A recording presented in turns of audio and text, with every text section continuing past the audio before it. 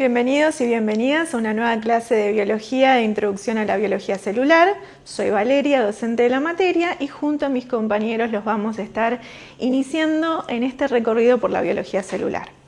Dado que ustedes eligieron carreras orientadas a las ciencias de la salud, entenderán que es fundamental conocer cómo funciona el cuerpo humano, ¿sí? Y para esto también es fundamental saber de qué estamos hechos. La respuesta está en la química. Los seres vivos, desde los organismos más pequeños hasta nosotros, los humanos, estamos formados por compuestos orgánicos, compuestos inorgánicos, esencialmente agua, y unas moléculas especiales, que son las biomoléculas, que son las que se encargan de las funciones celulares. Tenemos 4 grupos de biomoléculas: los hidratos de carbono, los lípidos, las proteínas y los ácidos nucleicos. El objetivo de la clase de hoy no es comprender las características estructurales y funcionales en profundidad de estos grupos de biomoléculas, sino que utilizar un ejemplo, vamos a utilizar como ejemplo una enfermedad para ver cómo una pequeña alteración en la estructura de estas moléculas afecta muchísimo la función celular. El ejemplo que vamos a usar es el de la anemia falciforme, ¿sí? Cuando hablamos de anemia, hablamos de un problema que está relacionado a la escasez de glóbulos rojos o de proteína que transporta el oxígeno a los tejidos. Para hablar de la anemia falciforme, nos vamos a remontar al año 1910. Ese médico, ese señor que aparece en la imagen, es un médico que trabajaba en Chicago. Esto ocurrió cuando era más joven, ¿no?, que cuando le tomaron la foto, pero la cuestión es que él recibió un paciente que presentaba fatiga, dolores recurrentes y trastornos respiratorios. No había ninguna enfermedad descrita hasta aquel momento que, digamos, tuviera esa sintomatología. Entonces, ¿qué hizo este doctor? Empezó a analizar la sangre de este paciente. Y lo que notó es que aparecían unos glóbulos rojos particulares, que no tenían la forma bicóncava convencional, sino que tenían una forma como alargada, una forma de hoz. Ahí en la imagen de la diapositiva podemos ver bien el glóbulo rojo normal, bicóncavo, y el glóbulo rojo alargado en forma de hoz, ¿sí? Entonces, a medida que iban apareciendo nuevos casos clínicos, empezaron a profundizar en el estudio de esta enfermedad y notaron que la forma de esos glóbulos rojos estaba efectivamente asociada a los síntomas clínicos que presentaban estos pacientes. ¿Por qué? Porque esos glóbulos rojos eran mucho más frágiles, no circulaban adecuadamente por la sangre y tenían una vida media más corta, de manera que esto era lo que generaba en los pacientes la anemia. Y además, al ser más frágiles, al romperse, obstruían los vasos sanguíneos, y esto era lo que les causaba el dolor a los pacientes. Continuaron estudiando y notaron que esta enfermedad aparecía con un patrón familiar, ¿sí? Es decir, que se trataba de un trastorno hereditario. Y además, al finales del siglo XX se descubrió que el problema estaba asociado con la hemoglobina, es decir, la proteína que está en los glóbulos rojos encargada de transportar los gases, entre ellos el oxígeno. Entonces, vamos a hablar de la hemoglobina. Es una proteína, como les mencioné, que está presente en los glóbulos rojos y que transporta gases. Vamos a ver un poquito cuál es la función. Lo que hace la hemoglobina es, en los pulmones, cargar el oxígeno, ¿sí?, y llevarlo a los tejidos. Y en los tejidos libera ese oxígeno, se carga de dióxido de carbono, vuelve a los pulmones para liberarlo, ¿sí? Es una molécula bastante compleja. Como vemos en la figura, es una proteína de 4 subunidades, 2 subunidades beta, 2 subunidades alfa, ¿sí? Cada una de las subunidades alfa y beta forma un dímero. cada una de las subunidades, a su vez, tiene un grupo hemo. Ese grupo hemo es el que contiene el hierro y es fundamental para el transporte de gases, ¿sí? Entonces, vamos a hablar un poquitito más acerca de las proteínas para poder entender lo que pasa con la hemoglobina en esta enfermedad. Las proteínas, como dijimos, son un grupo de biomoléculas que están formadas por aminoácidos, ¿sí? Son polímeros de aminoácidos. Existen alrededor de 20 tipos de aminoácidos diferentes. Si se fijan en la figura, esa es la estructura general de un aminoácido. Tenemos un carbono central alfa que está unido a un hidrógeno, a un grupo carboxilo y a un grupo amino. Pero además se une a un grupo R. El grupo R es lo que define la identidad química, las propiedades químicas que tiene el aminoácido.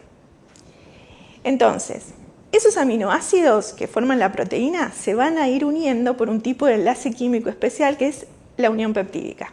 Entonces, esa unión, ¿sí?, va a hacer que los aminoácidos se unan, imagínense como si fuese un collar de perlas. Cada una de las perlas es un aminoácido. Entonces, juntos, esos aminoácidos unidos hacen la cadena peptídica. Las proteínas son las biomoléculas más trabajadoras de la célula. Tienen múltiples funciones, como vamos a ver más adelante en la materia. Pero independientemente de cuál sea su función, esta está relacionada con su plegamiento, con su estructura tridimensional, ¿sí? Es decir, es importante cada una de las estructuras que adquiere la proteína para que tenga su función final. Entonces, hablamos de estructura primaria cuando nos referimos a la cadena de aminoácidos. Esos aminoácidos van a interactuar localmente y van a formar estructuras secundarias, que pueden ser lámina beta plegada o tipo alfa hélice. A su vez, estos plegamientos secundarios van a dar lugar a la estructura terciaria, que es el plegamiento tridimensional espacial de la proteína, que también se da por la interacción de los grupos R de los aminoácidos. Hay proteínas que simplemente adquieren una estructura terciaria, pero además hay proteínas como la hemoglobina, que ya vimos, que adquieren una estructura cuaternaria. ¿Qué es esto? Es cuando varias subunidades, varias cadenas polipeptídicas interactúan entre sí. Bien, entonces, si recuerdan, yo mencioné al principio que esta enfermedad, la anemia falciforme, era un trastorno hereditario, ¿sí? Entonces ustedes me preguntarán, bueno, ¿qué tiene que ver que es un trastorno hereditario con la hemoglobina? Bueno, acá aparecen otras moléculas nuevas, otras biomoléculas, que son los ácidos nucleicos. Tenemos el ácido desoxirribonucleico, el ADN, y el ácido ribonucleico. Estas moléculas son las que portan la información genética, son como el manual de instrucciones de la célula, ¿sí?